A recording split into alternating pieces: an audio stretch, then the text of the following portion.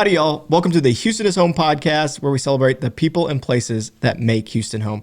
I'm your host, Austin Jackson. I'm here with my co-host, Charity Ellis, today.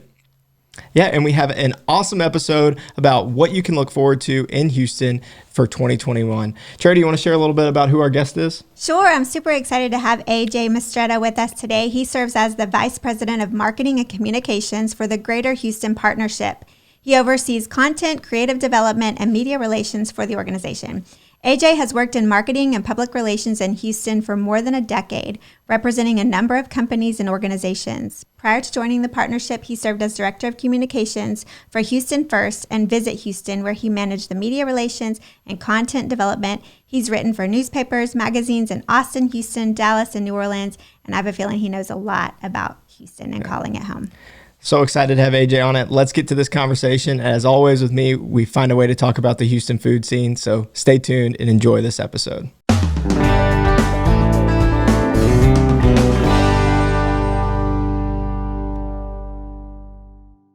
Hey, we are excited to be here on another episode of the Houston is Home podcast, actually the first one of 2021. And we're excited to have our guest, AJ, here with us from the Greater Houston Partnership. How are you doing today, AJ? I'm great. How are you guys? Doing pretty good. Good.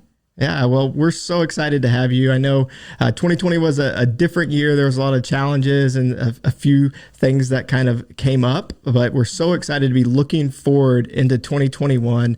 And I know recently I was scrolling on social media and we came across your article about some of the things that we can look forward to in 2021. So really excited to talk about that today in our episode. But first off, we really just want to learn a little bit about yourself. So Charity, I know you have a few questions for them and just kind of get us started off today. Yeah, looking at your bio, I thought it was fascinating all the time that you must have spent in your career just learning about Houston and telling others about Houston. So tell us a little bit about that, your different roles that you've had promoting Houston and then your current role at the partnership. Absolutely, Charity. I guess I came to Houston about 12 years ago now. I'm originally from New Orleans, and I spent some time before this in Dallas and Austin before, coming to Houston. Houston has definitely become home for me. I spent 7 years working with the Greater Houston Convention and Visitors Bureau, which is now part of Houston First. This is, of course, the agency charged with helping promote Houston as a destination for tourism and conventions. So I really got to know the landscape of Houston, if you will, and what the city has to offer through my role overseeing public relations there. And then 3 years ago, I joined the Greater Houston Partnership to represent the Houston region in a different capacity, but really, continuing to tell the story of what I consider this amazing world-class city. Yeah, that's awesome. So you've been being from New Orleans and being in Houston now, you've been to two places that have some of the best food in the world. And I just want to add that just because food in Houston is probably my favorite thing about the city. So in New Orleans, it's pretty amazing food there too. Absolutely. I often compare the two and, I'll tell people, New Orleans is known for a particular type of cuisine, which is amazing. And you can find the right places to get just the right thing, in Cajun Creole. But Houston, isn't really necessarily known for one thing. We have so many different flavors here. And that's what's great about it is, this is this eclectic nature of the cuisine. You can't pinpoint one dish or one thing, right? Because it's just so different, diverse, but just as amazing. Yeah, definitely. And one of the things in your article, I'm getting ahead of myself, but I'm really excited about some of the projects that Chris Shepard has coming to our area that you mentioned your article. So we'll have to make sure people read that or we'll talk about it a little bit later. But overall, what are looking forward kind of from your experiences and things that you've kind of seen with working in Houston this past 7 years and living here and calling it home? What are you excited about the future and what's happening and coming here in 2021? Yeah, part of my role with the partnership is to manage our website and put out content that really speaks to the work we do and the news and events that are driving Houston forward, if you will. And so at the beginning of the last couple of years, I put together a rundown of some of the big picture projects that are slated to open or be realized in the year ahead. In January 2020, actually, we were looking toward looking forward to several green projects like the Houston Botanic Garden and the Eastern Glades at Memorial Park. And both of those obviously debuted this last year. So it's an exciting feature that gets folks jazzed up about what's coming. This year, we looked at 12 different events and initiatives and projects slated to take place in 2021. Now, some, of course, are less physical than others, but play, if you will, a pivotal role in how Houston will fare in 2021. For instance, I included the vaccine rollout in this year's list. The reason is that if the rollout goes well in the months ahead for Houston, we could see a return to a stronger economic activity by this summer. But if things don't go well, if it takes a little more time than we think, that could mean we could take till fall to see a return to regular economic activity. And of course, in turn, that costs us jobs, costs us lost businesses. So how that goes is really, really important. Another key element that could affect us here in Houston is the Texas legislative session. With the recession at play right now, the legislature won't be working with as big a budget as they would like, and that will mean some programs and efforts might see some budget cuts. At the same time, we are working to remain energy competitive here in Houston and ensure equal access to technology and other resources for everybody. So at the partnership, we'll be actively working with lawmakers to make sure key measures that affect Houston's future get funded. Other things in my list this year are more physical in nature. The Ion, for instance, this is nearly 300,000 square foot innovation hub that's rising right now on Main Street in South Midtown.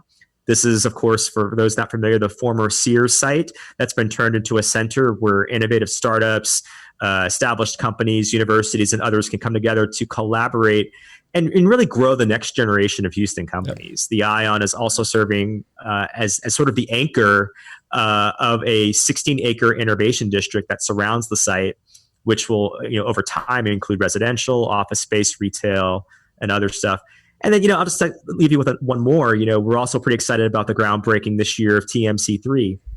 This is, a 30-acre collaborative research campus from the Texas Medical Center and a number of major member institutions down there. What's going to happen at TMC3 will again be that nexus of research, startup development, life sciences work, and other activity that's going to help solidify Houston's role as a major hub for life sciences. Having the world's largest medical center is going to help draw more companies to this region who want to work alongside those major institutions. So we believe the work that will begin happening later this year on that campus that should open by 2023 is going to be pretty important to our future economy. Yeah, it's so exciting to see those type of projects and the type of investment Houston is making in its city to where more people can call it home. And it also has those opportunities for the people that do call it home for jobs, for things to do, to build a business, whether you're an entrepreneur and starting from the bottom and looking for a startup, essentially having a place like the Ion. And what's crazy is my grandpa actually sold insurance at the Sears building under like the escalator. So oh, wow. A long time ago. So a lot of history in Houston, but seeing the type of projects and the type of things that we're bringing to the city is just so exciting to have for people to come and enjoy, grow their business, and have so many opportunities. So it's really cool, and especially on the life science or the health side, with the Texas Medical Center already playing like a huge role in our economy, a huge role for benefiting our citizens, and everybody that can contribute to that, but also driving more people here to help it just continue to improve, continue to bring more people here that can help us and hopefully just continue to grow our economy and make a difference in the people's lives that live here. And just to kind of piggyback on that, I think part of the thing that we are focused on at the partnership is, we recognize that energy has long been a big part of the economy here in Houston, and increasingly that's we're seeing efforts to transition energy to more carbon neutral resources and so forth. And so those jobs aren't going to be as plentiful in the years ahead. So what replaces that, right? And that's a big question for a lot of folks here in Houston. Whether you run a business or you just happen to live here, where's our economic growth going to happen? And I think increasingly we're seeing things like life sciences, with TMC is a huge growth area for us. Things like aerospace and aviation, with the commercialization, if you will, of space Yep. beyond just NASA.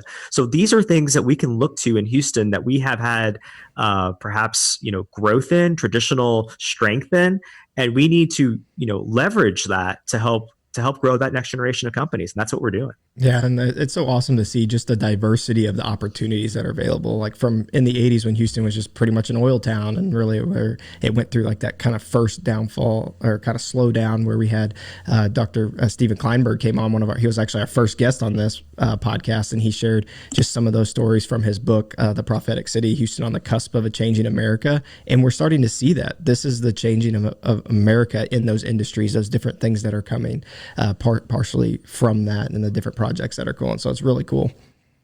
Highly recommend that book. Love Dr. Kleinberg and what he does. And that book is really just a wonderful encapsulation of, a quick history of Houston and how we got to where we are today. And highly recommend it to anybody out there listening. Yeah, awesome. So, I mean, talking about all the different industries and the things that are coming here, if someone is considering moving to Houston, in your opinion, what would be good for them to know? Yeah, we get asked that question a lot. I think one of the things that we often use to sell the city is the tremendous quality of life we enjoy here at what amounts to a fraction of the cost of other major U.S. cities. Think about it. We have access to world-class museums, fine arts institutions, performing arts groups, cuisine from around the world, like we've talked about a few minutes ago. A true gumbo, if you will, of cultures right at our doorstep. And yet Houston remains relatively affordable compared with cities like San Diego, Los Angeles, Boston, Dallas, Washington, D.C. We often tell people, if your company is moving you here and you aren't sure, just come visit. Give Houston a look, and you'll be surprised by how green it is, all of those attributes that I mentioned and how accessible they are. People who come here often stay because of the opportunities and the friends that they find here. And that's just, it's giving Houston a chance. It's going to surprise you. Yeah, definitely. Absolutely. Are there other things coming up that you wanted to touch on? I know he mentioned Chris Shepard. You didn't really talk about that, so we don't want to leave our audience hanging. Yeah, there are a few things. I think, the farmers market that's actually being revamped down on Airline Drive. This is a great project where basically, a number of folks are involved, including Chris Shepard, we mentioned. They're basically taking what is an established, iconic place and turning it into a real food destination for Houston. You think about places in other cities, like Pike's Place in Seattle, for instance, or that are really food destinations. We have a wonderful culinary atmosphere here, landscape, but there's not one place we can kind of go to kind of capture all those different unique flavors. And I think this may do that with a number of the vendors that are established there, as well as newcomers and new chef-driven concepts that are going to pop up. So I'm pretty excited about that project that's coming to fruition in the next few months.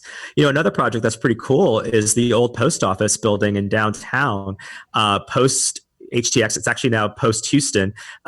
This is the former post office building on the banks of Buffalo Bayou on the north side of downtown. That's really being turned into yet another kind of hub of activity where folks will be able to go for different kinds of culinary treats and restaurants and so forth, but also kind of an international market. There's going to be a rooftop garden and venue space there. So really a transformative project in North Downtown, and an area where not a lot of folks get to venture, but this is going to be a place or a project that's going to draw them. And so we're going to see additional activity happening around that area of downtown because of that project. And this is what I would consider like one of those anchor projects, one of those things that is going to generate more activity in general, which is pretty exciting. So I'm pretty jazzed about that one as well. Awesome. Yeah. That is exciting. I can't wait. So what is the partnership's role in all of these exciting projects coming up? Tell us a little bit more about the Greater Houston Partnership and how you're involved in these projects and what else y'all do. For sure. So, the partnership is primarily a business organization for the Houston region. Our roots date back to the founding of the Houston Chamber of Commerce, going all the way back to the mid 1800s. And then in 1989, the partnership was formed through the combination of that organization along with the World Trade Center of Houston and the region's economic development group. So today we represent about 1,000 member companies and about a fifth of the region's overall workforce. We promote the region as a place to do business. We advocate for the business community and the residents of the region, and we convene the business community on the important issues facing this area. So again, kind of like you can encapsulate that, it's, promote, advocate, and convene. That's what we do.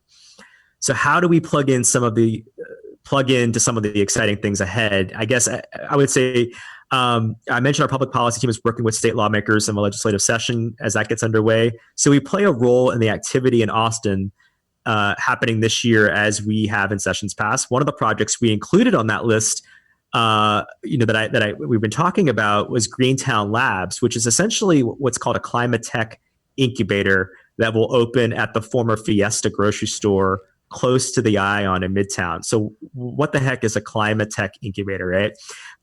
It's a place where energy related startups can find the resources and assistance they need to really bring their technology to scale. In essence, how do we continue to meet the world's energy demands while also lowering our carbon footprint? So that's a big focus for us here in Houston right now. It's a concern, and nowhere else do we feel like can solve that problem quite like Houston, right? You look at other places around the world where energy is a focus, but they don't have the resources. They don't have the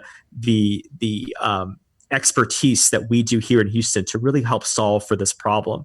So through our economic development work, we were able to convince Greentown, which is based in Boston, to open its second location here in Houston. And that's kind of like how we play a role in these things, right? How we help generate and bring new business to the region. Yeah, awesome. You're bridging the gap for Houston and reaching out between other cities and between other corporations and businesses and really bringing them here, bringing more business to Houston. Awesome. That's exactly it. And you have something coming up. You had mentioned that you're planning. Is that something that could be available for other people to jump in on, your annual meeting? Yeah, so next week on January 26th, we are going to be hosting our annual meeting virtually for the first time ever, as many folks are doing these days. Many organizations are having to host things virtually, but we find that that's an opportunity really to reach out to different audiences that may not have thought about joining something like this. I mean, you think about what is the Greater Houston Partnership? How does that affect me? Well, we're talking about things like the future of energy in Houston, which honestly affects everybody. We're talking about things like access and what it means to create opportunity for everybody in our community. And so it's not just about the business community, it's really about everybody.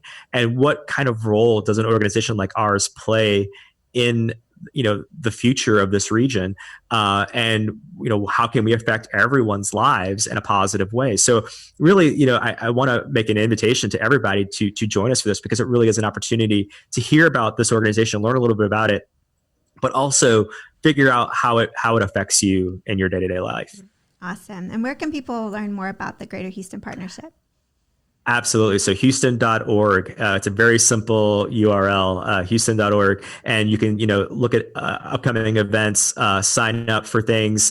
You can get our newsletters. We have a number of newsletters that are available to the public. Some are just for our members, but many are available to the public that they can plug into. So please do check out that site, Houston.org, and learn about what we're doing. We're doing a lot of content on a regular basis and putting out a lot of interesting stuff that we think just general consumers in Houston should be interested in. It is. We love following your pages. So y'all are doing a great job. Thank you for keeping us in the know about Houston. We appreciate it. Yeah, I love how y'all's website's set up, especially talking about the different neighborhoods and like showcasing the different areas, from whether it's inside the loop or some of the suburbs. It's really cool how you focus on those communities and really help them kind of shine and see, because what Houston is, such a big city, and it's got so many different communities, and how they all come together and how they all can be celebrated by themselves too, and make great places to live too. Absolutely. And that's part of our focus, right? It's not just, it's to help explain Houston to locals and what's going on and what the activity is and how they can plug in. But it's also partly to showcase to outsiders, what does Houston have to offer for me? We've seen a lot of folks interested in the last, year or so. And as they've explored other cities, other places to move to, perhaps they've unfortunately lost their jobs, or they're looking for less expensive places to live, or they just want to be closer to friends and family during, what is a challenging time. A lot of folks have moved here to Houston, and they're exploring their options as they look at other places. And so we think our site is a wonderful resource for doing that. We actually have a relocation guide. So if folks aren't familiar with the Houston region, they can sign up and get that. It's a physical, magazine that showcases, again, all of those things that we just talked about, the neighborhoods themselves, but also the museums, the attractions, the things that people can do, the food scene, where they can plug in and make Houston, what it is to them. So it's an awesome opportunity. So if you could have breakfast with any Houstonian, past or present, who would you choose? Probably for me, it's Jesse Jones. His name is on a lot of buildings in town, but probably not very many people realize just how influential he was in the formation of Houston, the one that we know today. He helped secure the financing for the Houston Ship Channel, which really made Houston the major port city it is. He was instrumental in establishing great arts organizations, including the Houston Symphony. He was part owner of the Houston Chronicle, helped shape the skyline in the mid-20th century. And, by the way, he also, under Franklin Roosevelt, helped dig America out of the Depression as head of the Reconstruction Finance Corporation. So, I'm fascinated by this guy because he was so instrumental in kind of what we know to be Houston, but also, honestly, like what we know to be America today. And he was a Houstonian. He was, very, very influential individual at his time in the early part of the 20th century. And so this guy, just did so much. It'd be really cool to sit down with him and maybe just have a few breakfast tacos. Yeah. I think it'd be pretty awesome. So you're going to breakfast tacos? You're not going to like the Breakfast Club or anything like that? Where are y'all going? Breakfast tacos, there's some awesome places on the east side that I love. Doña Maria is one on Navigation that is a favorite. And I think breakfast tacos. I think just make it simple. It's about the conversation, but those tacos really help. Awesome. So we love also finding out when we talk to people, just some fun things that you might know about Houston that other people don't. You've probably met some amazing people in all of your years promoting Houston. So do you have a favorite Houstonian that you've met that you'd like to tell us about? It's actually funny. I really have met some wonderful folks through the years, chefs, celebrities, sports stars, others.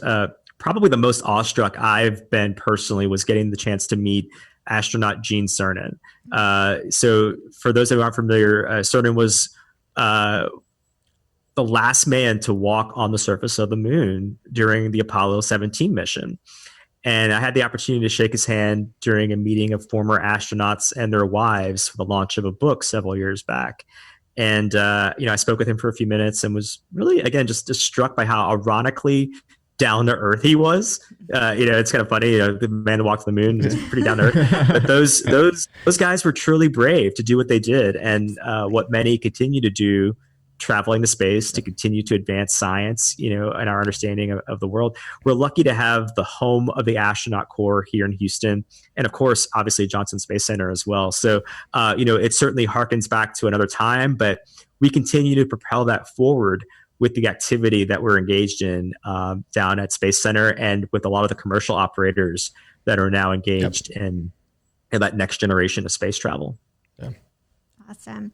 And if you had a day off in Houston, a complete day off, where would you choose to go? What would you choose to do with all the options? Yeah, it's a question. My partner and I ponder pretty often. But I'd say my perfect day would feature three key elements, if you will. I think it's a museum or an art institution, something outdoors, and a great Houston restaurant. So I really do love our museums, particularly the Museum of Fine Arts, which obviously just debuted its new Kinder building that dramatically really expands its footprint. And I also really love the Museum of Natural Science, where I always manage to discover something new despite how many times I've been there. When it comes to the outdoors, I love hitting up Buffalo Bayou Park for a bike ride or a run. The new Eastern Glades, as I mentioned a few minutes ago, at Memorial Park, and obviously the very well-established Arboretum there are great day trips as well. I take my dog out there a lot, and it's a lot of fun. Just simply walking around Discovery Green, and taking that in. If you just got a few minutes and you're around downtown, 12-acre park used to be a parking lot and has become really a centerpiece of modern urban green space. It's pretty amazing what's happened down there. For restaurants that, there are just so many that I truly love. It's hard to pick just one or seven, but I love some of the authentic spots in Chinatown, like Sinsen or Phobin and Crawfish and Noodles. I really like the restaurant Eunice for great seafood. That's over in Greenway Plaza area. And, as I mentioned before, I'm a big fan of whatever Chris Shepard is working on at any given time. So a lot of opportunities for food here. Yeah, awesome. I'm going to be taking notes. We just do these podcasts so we can get places to go and in Houston. It's a great plug-in, right? Yeah, you guys can figure out what you need to be doing, right? That's awesome. Oh, for sure. I know. I got to check out. My wife took me to Chris Shepard's Georgia James for my birthday this past year in November, and it was awesome. Like just the food, the atmosphere, and just everything you could eat. And it's actually in the old building that where Underbelly was, and I never got to try Underbelly, but he had some of those dishes and things that he had on the menu there, which was really cool. And I had the ribeye steak I had was probably the best. It was so good. That's awesome. Time, That's right? awesome. I think we need to go find one of these, definitely. These spots. What keeps you calling Houston home? It sounds really cliche, but it's the people. I mean, like most people, I came here for a job. I didn't come here because I was innately drawn to Houston per se, but I've stayed here because I found a home, with great friends, opportunities to plug into my community, and honestly, a great quality of life, and I think that's why most of us stay. We found our place in the world. And it's here. And that's, it makes a big difference when you feel connected to a city, when you feel like you can make a difference in a city and really plug in and help make it a better place. That's where you feel at home. Yeah. That's awesome. Well, we really appreciate you just taking the time to chat with us today here on the Houston is Home podcast, where we really do just that. I mean, that's our ultimate goal, celebrating the people and places that make Houston home. And we're so fortunate to have people like you that are advocates for our city, that promote it, that bring so much awareness to all the good things that they're doing and the things that we're continuing to do to improve our economy, improve our atmosphere, improve our quality of life. And just so grateful to have this time with you, get to know you a little bit more. So thank you so much. And is there anything that you want to add before we get out of here? Anything that you could talk about? No, you guys have been great. I really appreciate this opportunity to talk about Houston, talk about the partnership. It's really close to my heart. It's not just what I do; it's what I live. And it's pretty exciting. So I really appreciate the opportunity.